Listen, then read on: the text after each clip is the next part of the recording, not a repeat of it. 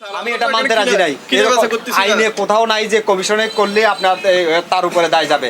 আপনি আমাকে ক্রয় ভাউচার দেখাবেন। গেল ১৯ তারিখে পাইকারিতে ৯৪ টাকায় বিক্রি হওয়া পেঁয়াজ সপ্তাহের ব্যবধানে হয়ে গেল ১১৫ টাকা। শুধু তাই নয়, গতকাল কেজিতে ৮০ টাকা দরে বিক্রি হওয়া চায়না পেঁয়াজ রাত পোহাতেই ৮৫।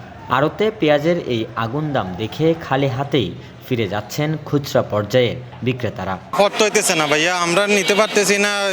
পাকিস্তানি পেঁয়াজ নিছি আমরা ৭৫ থেকে ৭৬ টাকা, ওই মাল এখন ছাড়তেছে ৯৮ টাকা ১০০ টাকা। এখন আমরা কিনতে পারতেছি না, এখন আমরা চলে যেতেছি ভাইয়া। এখানে যেগুলো আড়তদারি আছে এটা সব কমিশনের মাল, উনি বিক্রি করলে কমিশনটা পাবে। মূলত যারা পার্টি ইনপুটার এরা যেরকম বলবে এর নিয়ন্ত্রণ হবে। এই কদিনে অস্বাভাবিক হারে পেঁয়াজের দাম বৃদ্ধির কারণ খুঁজতে সোমবার নগরের খাতুনগঞ্জে অভিযান চালায় জাতীয় ভোক্তা অধিকার সংরক্ষণ অধিদপ্তর।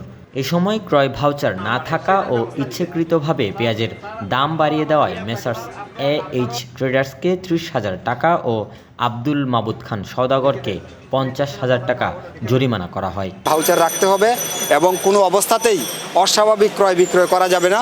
আমরা তাদেরকে সেটা বলেছি। আর আমরা একটা প্রতিষ্ঠানকে ৫০,০০০ টাকা অর্থদণ্ড করেছি, আর একটা প্রতিষ্ঠানকে আমরা ৩০,০০০ টাকা অর্থদণ্ড করেছি। এবং এই ১৭ তারিখে চায়না পেঁয়াজ এবং পাকিস্তানি পেঁয়াজ যে মূল্যে বিক্রি করেছে তারা সেই মূল্যে বর্তমান বাজারে বিক্রি করবে, সেই নির্দেশনা আমরা দিয়ে যাচ্ছি।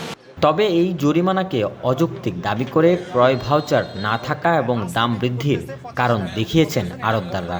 আমার মাল নামছে ৭০০ বস্তা, আমার কাস্টমার আছে ১৪০০ বস্তা প্লাস আরও বেশি, তো আমি ওই মালটা আমি কীভাবে বিক্রি করবো? ওটার থেকে ওরা নিজেরা বাড়তি অতটুকুর মধ্যে বেড়ে যায়।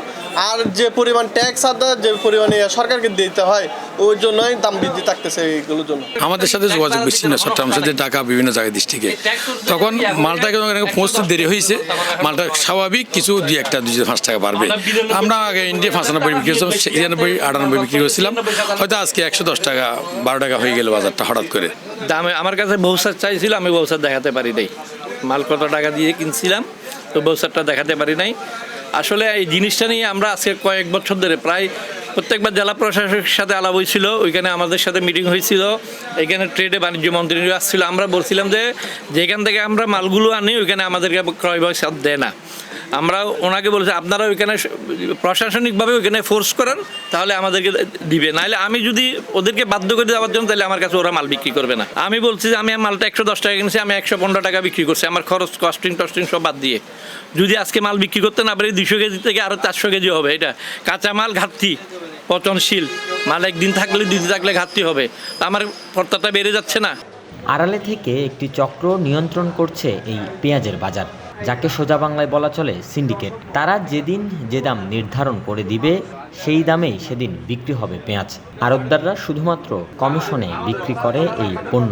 তবে এবার সেটা নির্মূলের কথা বলছেন জাতীয় ভোক্তা অধিকার সংরক্ষণ অধিদপ্তরের বিভাগীয় উপপরিচালক মোহাম্মদ ফয়জুল্লাহ। পুরো বাজারের এই একই সমস্যা। আমরা চাচ্ছি এই তৃতীয় পক্ষ থেকে যেন বের হয়ে আসা যায়। এখানে ব্যবসায়ী নেতৃবৃন্দ আছে, এটা শুধু আইন প্রয়োগকারী সংস্থা নয়, এখানে ব্যবসায়ী নেতৃবৃন্দ যারা আছে তাদের সহযোগিতা লাগবে। আমরা আশা করছি তারা সহযোগিতা করবেন এবং তৃতীয় পক্ষের দায় আর দিয়ে নিজেদের দায় এড়ানোর চেষ্টা করবেন না। ভোক্তা পর্যায়ে নিত্যপণ্যের দাম নিয়ন্ত্রণে সবসময় মাঠে থাকবে বলে জানিয়েছেন ভোক্তা অধিকার সংরক্ষণ অধিদপ্তর। এই জন্য রবিন দাশগুপ্ত, নিউজ নাও 24, চট্টগ্রাম।